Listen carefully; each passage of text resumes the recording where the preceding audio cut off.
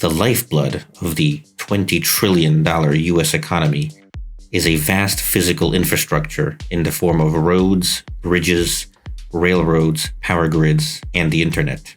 But the lion's share of this infrastructure was built decades ago, even in the 1950s and 1960s, which currently hits Washington's competitiveness and holds back its economic development.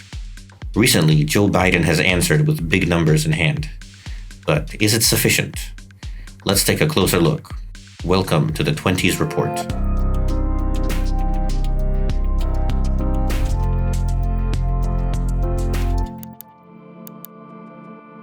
Infrastructural backwardness. It's true that the effort that the Americans put into infrastructure investments, mainly in the 1950s and 1960s, was the foundation for the future hegemonic positions of this country.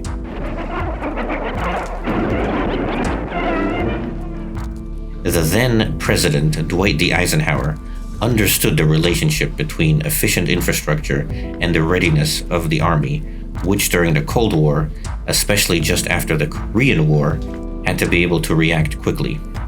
But this vision went beyond the military sphere, which was personally close to Eisenhower, and he said, "A modern, efficient highway system is essential to meet the needs of our growing population and our expanding economy and our national security."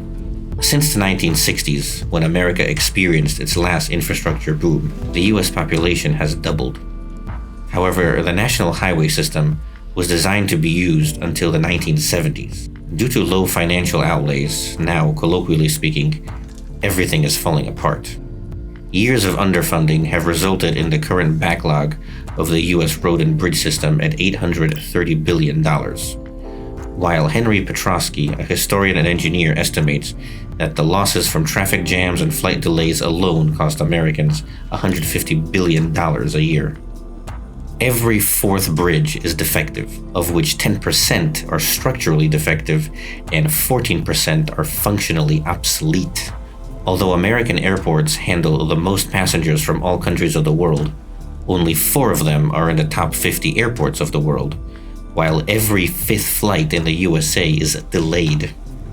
American passenger trains, on average, reach half the speed of European high-speed railways, and Americans pay more for the internet than Europeans do, and yet get slower internet. Moreover, the latest reports indicate that more than 40 million Americans, a population the size of Spain or Poland, do not even have access to broadband internet. Furthermore, a recent report by the American Society of Civil Engineers rated the condition of the country's infrastructure as a C-, with 43% of roads and bridges being listed in poor or average condition.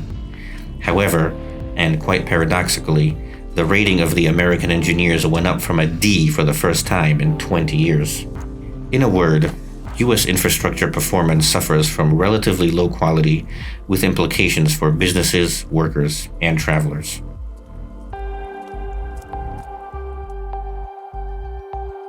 The lifeblood of the state. The stakes are high, and the omissions are decades long.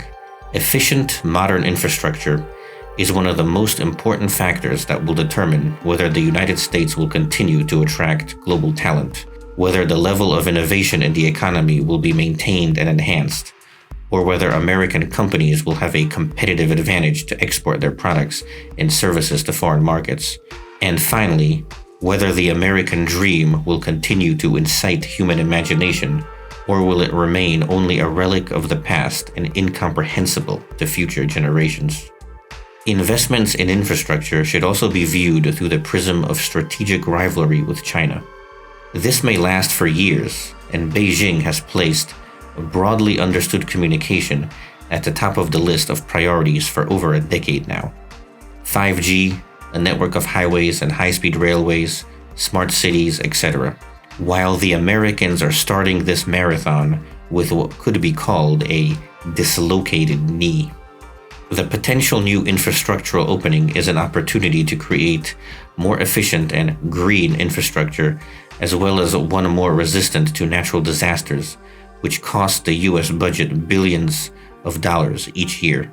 The necessity of increased spending on infrastructure is, therefore, an indisputable topic, regardless of the political camp in the USA. Barack Obama and Donald Trump have both talked about it before. That's what I do is I build. I was always very good at building. It was always my best thing. I think better than being president, I was maybe good at building. But not much has come of it.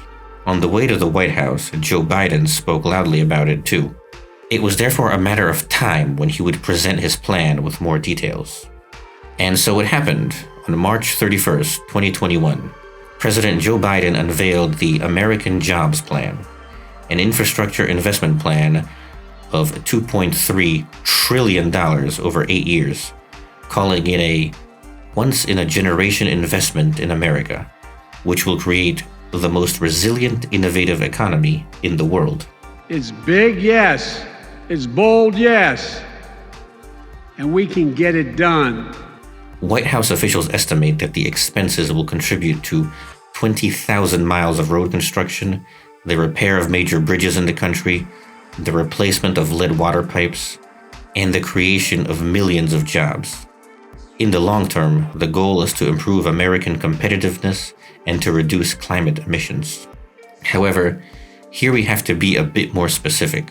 When we think about a country's infrastructure, we tend mainly to think about roads, bridges, or railways. However, Joe Biden adopted a much broader definition in his plan. For example, spending on roads and bridges is only 5% of the total plan, or $115 billion. The entire program can be divided into 4 main areas. First, transport. This includes the construction of roads, bridges, airports, railways, and investments in public transport. Also, investments in electric car infrastructure, for which the largest amount of funds is planned at $174 billion. On a side note, if this plan passes, the process of automotive manufacturers moving away from internal combustion engines to electric ones will accelerate even more. In total, $621 billion was allocated to transport, which is just under 30% of the total investment plan. And half of that $621 billion went to the second area, utility infrastructure, which includes broadband internet networks, high-voltage power lines, and water supplies. The biggest chunk of the entire investment plan, $768 billion, was allocated to public buildings, schools, and care for the elderly. It is elderly care that is by far the most expensive item on the list and was estimated at $400 billion.